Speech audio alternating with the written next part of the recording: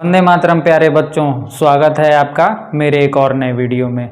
बच्चों, आज हम केमिस्ट्री के बारे में आपसे बात करने के लिए आए हैं। केमिस्ट्री में मुझे पता चला है कि आप लोगों को केमिस्ट्री सब्जेक्ट से बहुत ज़्यादा डर लग रहा है, जबकि डरने वाली कोई ऐसी बात है ही नहीं। आप बिल्कुल ऐसे कभी कभी रिस्पॉन्स करते हैं क्लास में जैसे केमिस्ट्री आपको पकड़ के जंगल में ले जा रही हो। तो डरिए बिल्कुल नहीं, केमिस्ट्री वैसे बहुत ही इंटरेस्टिंग सब्जेक्ट है। बस ज़रूरत इस बात की है कि आप केमिस्ट्री की छोटी छोटी बातों को, बेसिक कॉन्सेप्ट्स को, रूल्स को समझते चलिए। सारे कॉन्सेप्ट, सारे रूल एक दूसरे से जुड़े हुए हैं, तो बस आप उन चीज़ों को समझते चले जाइए।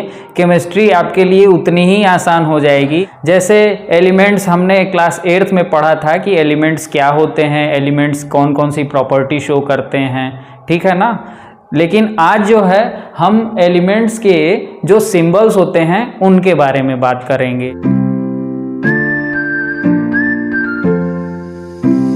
अगर मैं आपसे पूछूं कि सल्फर का क्या सिंबल होता है तो आप कहेंगे S होता है। मैं आपसे पूछूं कार्बन का क्या सिंबल होता है तो आप कहेंगे C होता है।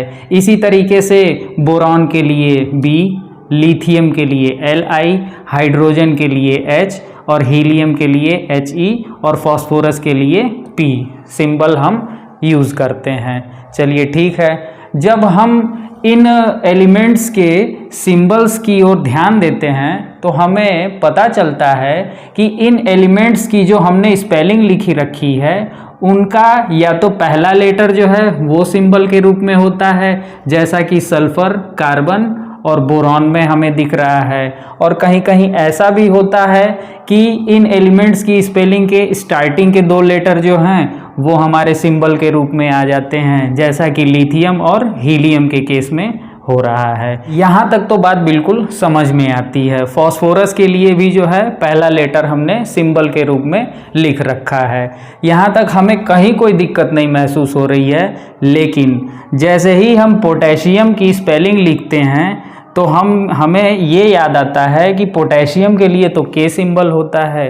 ये तो भाई गड़बड़ हो गई, क्योंकि हम जो है अभी तक जो रूल पढ़ते आ रहे हैं वो हम ये देख रहे हैं कि जितने भी एलिमेंट्स की स्पेलिंग है उनका पहला लेटर या स्टार्टिंग के दो लेटर जो हैं सिंबल के रूप में यूज़ किए जा रहे हैं। लेकिन यहाँ पे पोटेशियम के लिए तो हम एक अलग लेटर ही यूज़ कर ले रहे हैं। बात समझ रहे हैं?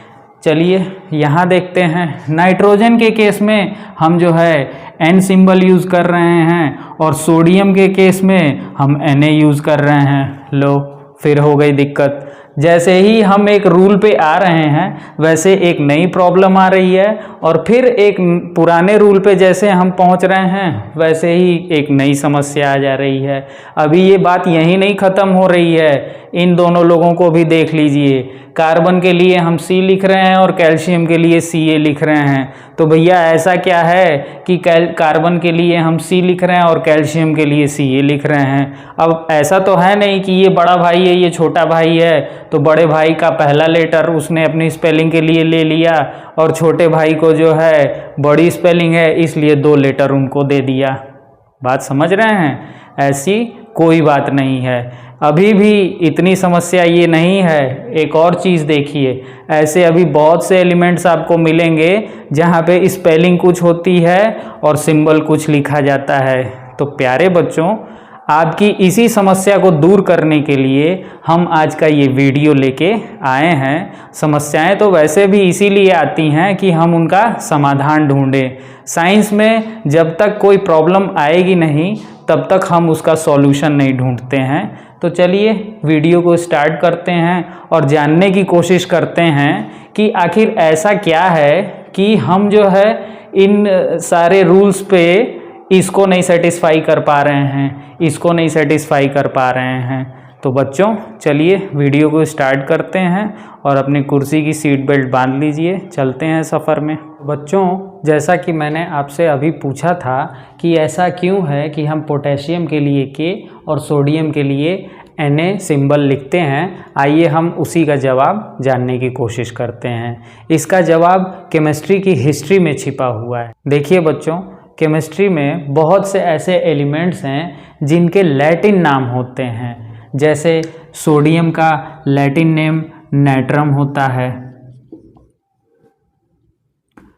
पोटेशियम का लैटिन नेम कैलियम होता है। आयरन का लैटिन नेम फेरम होता है। कॉपर का लैटिन नेम क्यूप्रम होता है और गोल्ड का लैटिन नेम ऑरम होता है। तो इस तरीके से बच्चों हमें ये बात समझ में आ रही है कि एलिमेंट्स के ये सिंबल लिखे जा रहे हैं, वो सिंबल जो है इनके लैटिन नेम के पहले या स्टार्टिंग के दोनों वर्ड्स को मिला के लिखे जा रहे हैं। तो इस तरीके से बच्चों हमें ये बात समझ में आ चुकी है, पोटेशियम और सोडियम जो हैं ये इनके कॉमन नेम ना होके लैटिन नेम है। और इसी तरीके से कुछ और एलिमेंट्स हमारे ऐसे होते हैं जिनका हम लैटिन नेम जो है सिंबल के रूप में इस्तेमाल करते हैं। तो बच्चों यही सबसे ज़रूरी बात है समझने की कि ये जो सिंबल्स हैं ये इनके लैटिन नेम हैं, ना कि कॉमन नेम है। प्यारे बच्चों, मुझे कमेंट बॉक्स में आप बताइएगा कि सिल्वर, मरकरी और लेड का सिंबल क्या होता है।